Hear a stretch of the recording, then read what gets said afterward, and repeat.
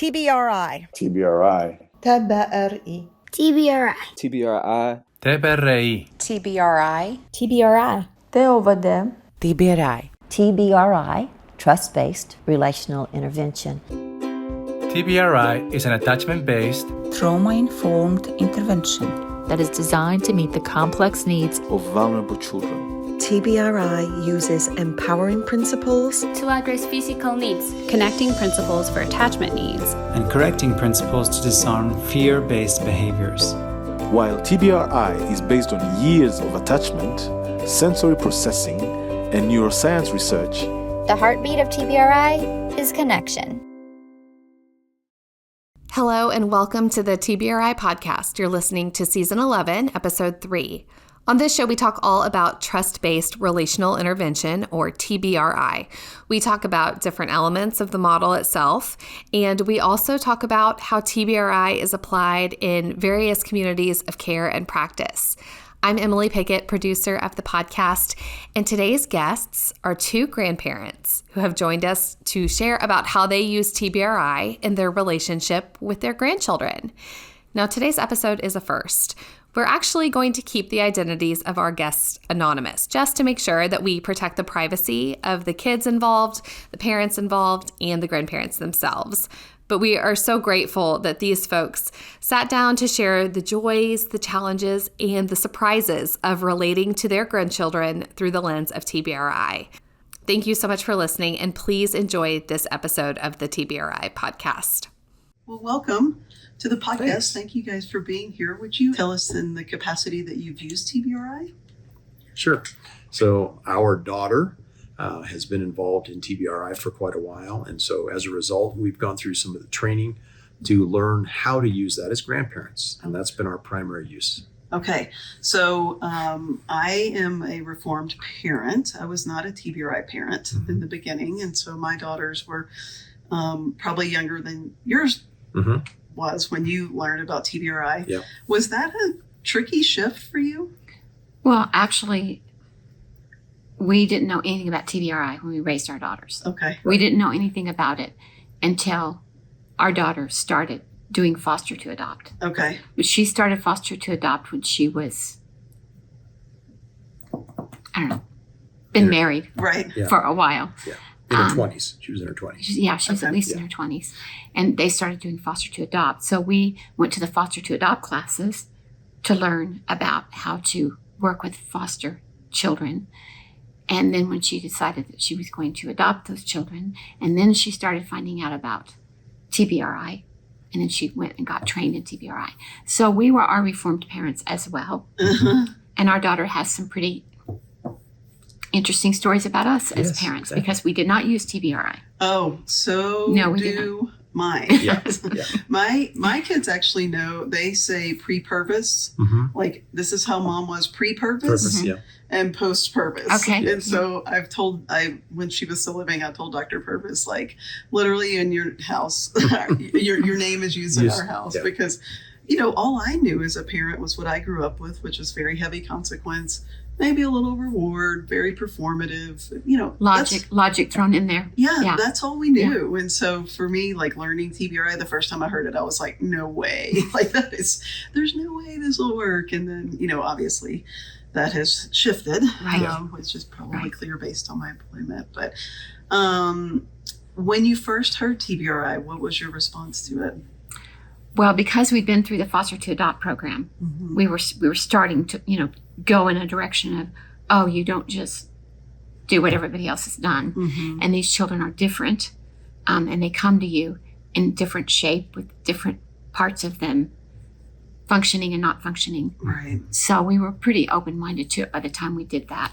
And when we first started learning about it, my daughter asked me to read some books. So I read The Connected Child and The Whole Brain, and I read some of those books as well to try to use it because she has a lot of children and we were recruited to help with that somewhat. I can talk later about how much we were involved and how much I was willing to be involved with 5 children That's under the age of 7. So there was some understanding we had to come to. Right. But we needed to use that that we needed to use TBRI with those children. I think it's something, like I was thinking as you were talking, there's so many families that get into foster care and they don't know what they're getting into. Exactly. And then it can become a point of contention among the family at large. Yeah. And so we're so thankful that there are organizations that are really trying to teach families as a whole out in front, which it sounds like you guys got some of that, but it also sounds like you set some boundaries around your capacity for support. And I actually think that's so important, because if we don't do that, then we're all burnt out. Yes. Right. And that is not good for the kids. Yeah. Was that a hard experience for you guys? It was for me, because I'm pretty extroverted, and I'm involved in a lot of things. And so knowing what where my boundaries were and what my capacity was to invest both time and energy was tough.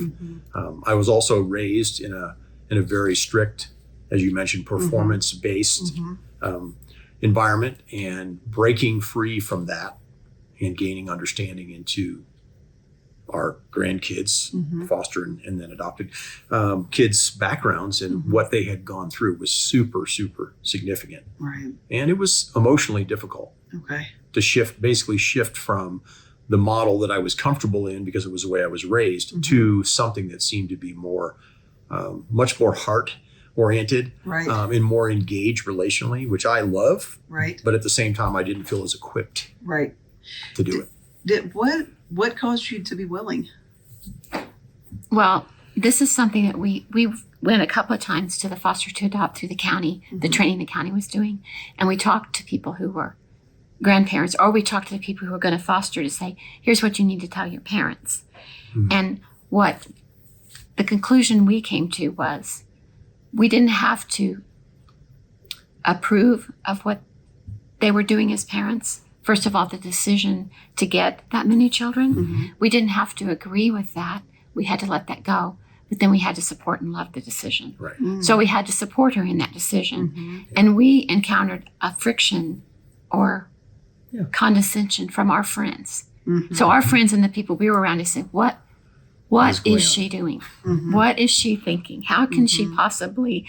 And what we basically said is, we support her. We have to know and accept that she knows what she's doing most of the time.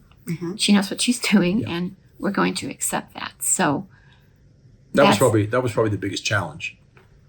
Outside of us processing together about how we can be involved with the kids' lives and invest in them, it was us putting up some boundaries and having some appropriate phrases to engage people who were being a little critical of us, or our daughter. Of our daughter mostly, but Oh man. I mean, sorry, go ahead. Our daughter and her husband both, we not sat down with them, but over a period of a few months, it kind of all happened quickly. And we got together and we basically said, here's the kind of people we are. Here's what we can do.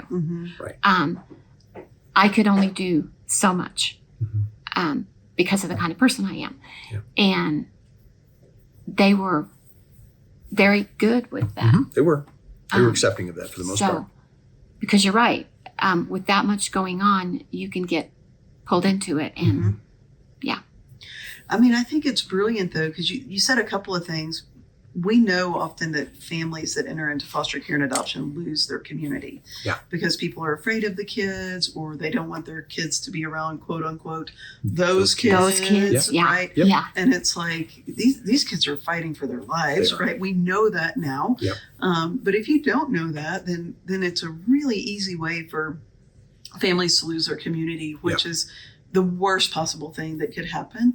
And then it's interesting to hear on the grandparenting level that you guys came into some conflict, or not conflict, but conversations with friends that were not all supportive of what she was doing. And on another layer, having, that happening within your community, but then probably feeling protective of your daughter, all while having your own opinions, right? That is a lot. And those people, our friends and community and relatives, wanted us to explain it. They also wanted to know everything about the kids. And it wasn't their business. It wasn't their story. We learned that phrase. We've been coached on all that. This is not This is not our story. It's their story. Right. But they didn't like it. Yeah. I think the other thing is that trauma in today's world has become a word. It's kind of a buzzword. Yeah, it's a catchphrase. And so the sad thing was we got to a place where we had to be willing to say our understanding of trauma is different than what you're hearing in the news or seeing publicized or discussed in gossip and so forth. We've been learning things about how to engage people. And as a result, you have to just trust us that we're working through a process and a path that is helpful for the kids. And that's what they need right now. And that's where we're trying to spend our time and our energy. Did you lose community over that? No. I don't think we lost community. It was a period of adjustment that led to a variety of reactions. There were people who were very loving and supportive of us and didn't dive deeper. And there were other people whose personalities just wouldn't allow them to not ask more questions. Right. So every time we saw them, we began to temper what we shared about our kids and our grandkids, partly because we were trying to avoid difficult questions or creating extra tension. And that was probably the most adjustment relative to our community was how do we interact with these people, involve them in certain things, gain their support of us and maybe even, support of what we were going through without them having to go too deep into the stories or the incidents or the conversations we were having with the kids. Right. What was going on? Yeah. Because it's hard. Yeah. It is so hard. Oh my goodness. Well, I am really impressed by the boundaries because it sounds like you said a lot of them. You said them with your daughter, you said them with your community, and really that was all in my mind for the kids and for meeting their needs in the best way for the long haul. It was. Right. If I'm expected to show up as a grandparent every time something goes wrong, you lose capacity. Well, and they had a community for that. They had a community. They're about 45 minutes away from us. So that was another, I don't want to say barrier or boundary, but they did, and they had a community of friends that they gathered around them and told these friends, here's what we're doing, here's what we need. When we need this, we'll let you know. When we need that, we'll let you know. And one of the things we did do, and when I told you that we sat down with them and said, here's what we'd like to do, here's what we're willing to do. We did say to them, we are not your plan B, but your backup plan, your safety net, your support. Safety net. If if all else fails or if you need this or you need that, we had an agreement that if anybody goes to the hospital, which I don't want to scare people, but it happened. It happens with that many kids, that little, it would happen. Yep. And we made them promise us that they would call us. They would call us and let us know. You can wait till you get there, but you have to let us know. Yes, absolutely. If you need us to be there, we can be there. Yep. But one of the things we did do with them that was good for us is we got together with them and we said, look, we would like to go and engage one child at a time. So we would go and get one child, take them for ice cream, take them out for a hamburger, take them to a movie, take them to a movie, do something like that with just one child so that we could do that one-on-one. Because I can't do TBRI with 5 kids. No. All at the same time. I can't. I'm not sure anybody can. Because order. We're old. We're old, and it was like, you can teach it. You can teach an old dog new tricks, but it takes a long time. Yeah. Well, if you even think about that meets your need for what you're saying. This is within my capacity, but also what does that mean to that one kid? When they're in a family of 5 kids to get the undivided individual attention. It sounds like it was fun and a treat and gives you the capacity to meet their needs and your own. And it takes one kid out of the home, which meets some needs there, right? I mean, I think it's helping in the best way possible. Yeah. Well, we both had one sibling. Okay. So we came from a smaller family. Okay. And we really weren't familiar with what it would be like to have such a large group and so diverse. I mean, with different interests and personalities. And it was, and Elaine's right. Elaine expressed herself a number of times with, this is a terrifying scenario. We can't manage this.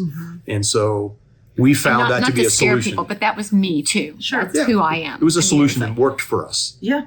And what's interesting is we saw other people like her mom and others in our life who had already shown that model and had shown us how well that worked. Mm-hmm. And so we adopted that in essence, no pun intended, to spend time that way because it was very focused. We could engage the child. It also pulled the child out of a busy environment where sometimes they might not have been themselves. Right. Where when they were with us, it was easier for us to have a conversation. They could be honest and open with us. And sure. And their parents were doing that too. They were. The parents were taking out.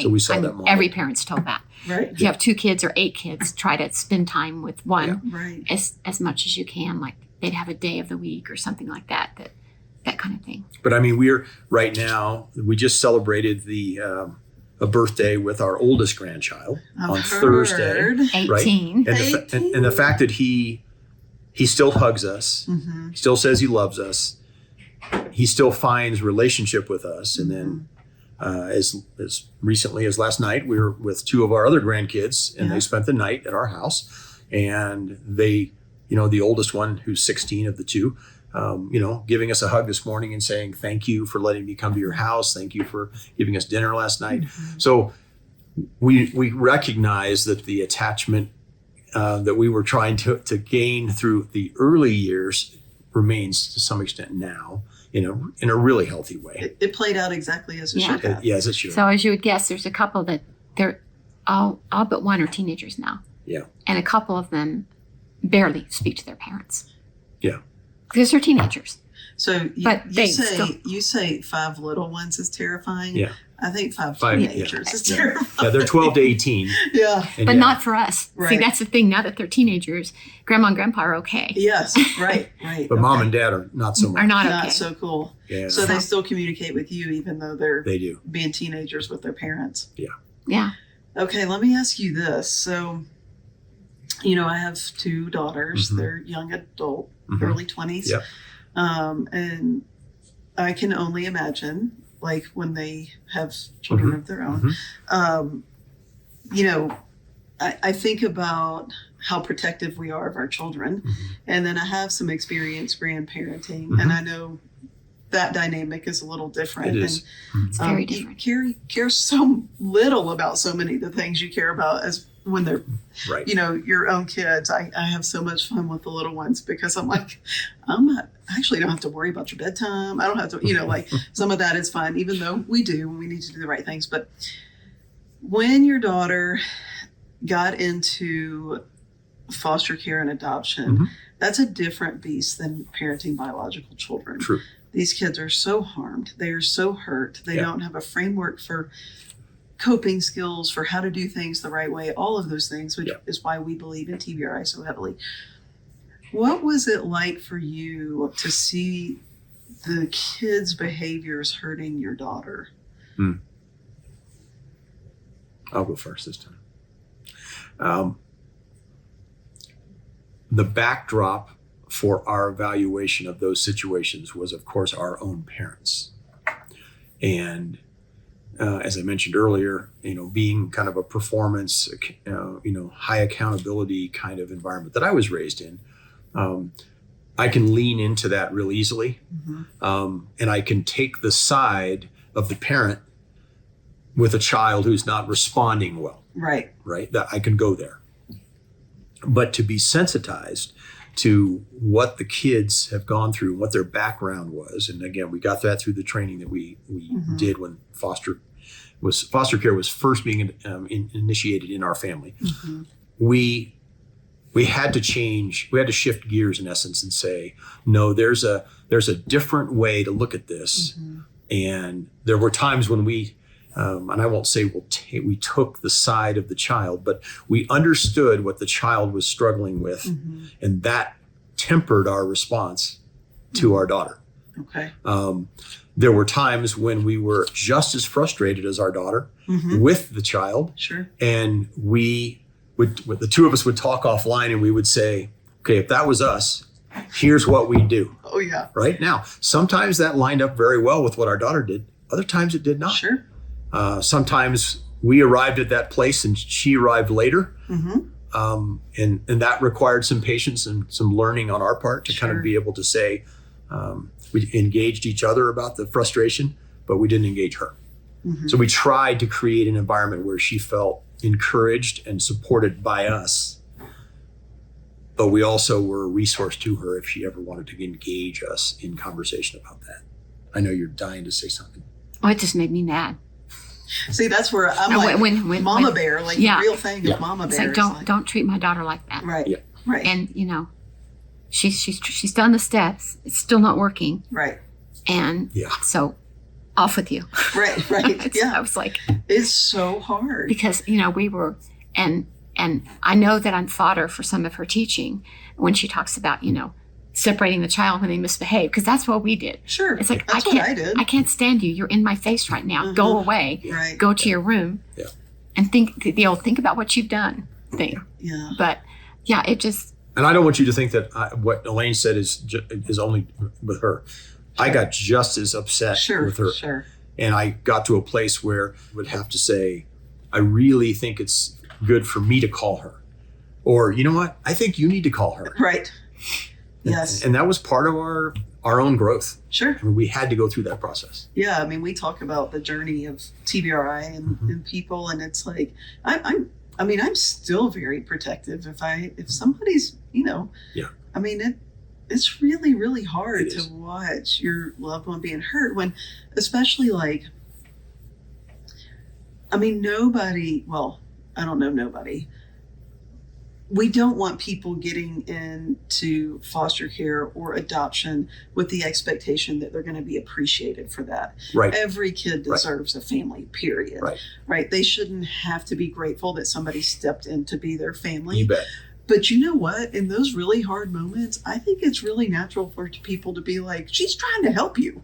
Yeah. Right? Yeah, like, she's trying to help What's you. wrong with you? And that is just real and it's human nature. And I think being honest about it gives people freedom to continue the journey of learning. Like you said, we had to learn some things for ourselves. We had to. Well, and I also, another frustrating thing within the family dynamics, to probably all of us, was that the biological kids don't understand. Mm-hmm. Correct. Their adopted siblings. Mm-hmm. They haven't been through TBRI. Right. They haven't, and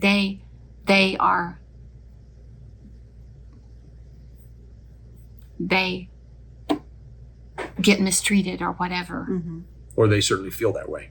Well, they do. Yeah. Because they're somebody's stealing candy out of my drawer. Right. Why are you stealing candy? Right. You have a whole drawer full of candy. Right. But you have to have mine too. Right. They don't understand that. Right. And you can explain it to them, but they're kids. Yeah, and sometimes we were helpful in doing that, but a lot of times that was a point of it just hurts your heart. Right. Yeah. Of course it does. It does. It hurts your heart. I mean, I think that's the reality. That's why I think I just think it's really important for us to be honest with people about what this experience is, because it is beautiful. And it is, I got to hang out with a couple of your grandkids today, and it just completely melted my heart. I hadn't seen them in a long time. And I was like, oh my gosh, what progress.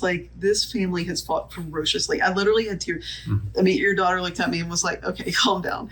But I literally had tears in my eyes, because all I could think is this family as a whole and this child have fought ferociously to be in this moment right here. Absolutely right. And it's worth it. It is. But it is not easy. No. And there are times that it probably doesn't feel worth it. So I think it's completely fine, to be honest. One other thing I wanted to mention is I think it's important to realize that there are people, and we talked about our community, there are people out there who hear about entering into this relationship and this journey. And their first response is, why don't you? It's a fix-it mentality, right? Men tend to do that more than women, right? But it's that idea that, why don't the kids just do that? Right. Or why don't, and so what I love about what we've been through is the journey has changed us. It's not only helped the children, it's changed us. Yeah. And as a result, it's a lot easier for us to have these conversations now with people who, think that there's a quick fix Yep. to whatever this was that this child experienced at some point in the future. I mean, the past, they can just get over it. Right. And that's just not the reality of TBRI. And we have learned as the kids have gotten older and now that they are teenagers, the bad decisions they're making are a lot more dramatic, and they can be just really dramatic. They can be awful. They can be awful. And we're going through some of that right now. And we have learned we're not talking to our friends about that. Right. It's just, it just can't even. I mean, if we told them, if we told them about the last month, and certain things that are going on, with a couple of the kids, they would think that the kids are just evil. Well, and of course, one not so fun thing we've been experiencing is hardly any of our friends have grandkids. Yeah. Oh. Yeah. Which is an interesting thing. Which has been interesting. Also. Because more and more people in their 30s and so are not having kids yet. Or they're not. Or they're whatever. But most of our friends don't have all of our close grandparents don't have grandkids. So they don't understand really anything. All they want is, I just wish my kids would have some kids. It's the reason I had kids was I had grandkids. And I'm like, are you insane? It's a very interesting approach. It is an interesting approach. Because we did not have kids for that reason. No. And I'm still, as you said, I'm still in my daughter's camp. She comes first, and then the grandkids. Yeah. I love them all. Yeah. But if I have to draw a line in the sand, that's where I'll draw it. Go. Yeah. So. For sure. Yeah. The kids, I don't know. I mean, the kids can be fun and they can be really tricky and hard. I mean, if I need to practice TBRI, I go hang out with the grandkids because they're going to really test the waters in a different way. Big time. But if it doesn't work, you can say, Yep. Not my problem. I'm the grandpa. I mean, it is, but it's not. Right. It's kind of like, it's because it is tiring to practice TBRI. It is. Yeah. It is. It's work. What came most naturally to you of the TBRI principles? That's a great question. You'll have to answer first. I got to think more about. I was listening this morning too, and Well, it's easy for me because I don't have to solve every problem. Right. Where I have to solve every problem. Some people. Some people. So this guy. She looked right at you. And I'm with, I was with them more than he was when they were little because I worked part-time. He worked full-time. Yeah. So I was able to spend more time with them.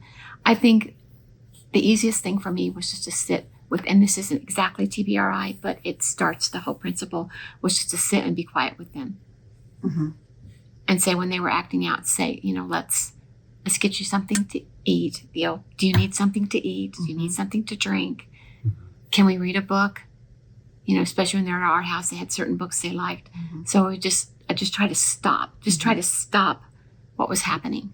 I mean, that's a ton of TBRI in those moments because you're being mindful, you're using those mirror neurons, you're empowering, you're connecting, right? Like a ton of TBRI is happening in that small moment. The hardest problem we had was one of our grandchildren cannot register things for a while.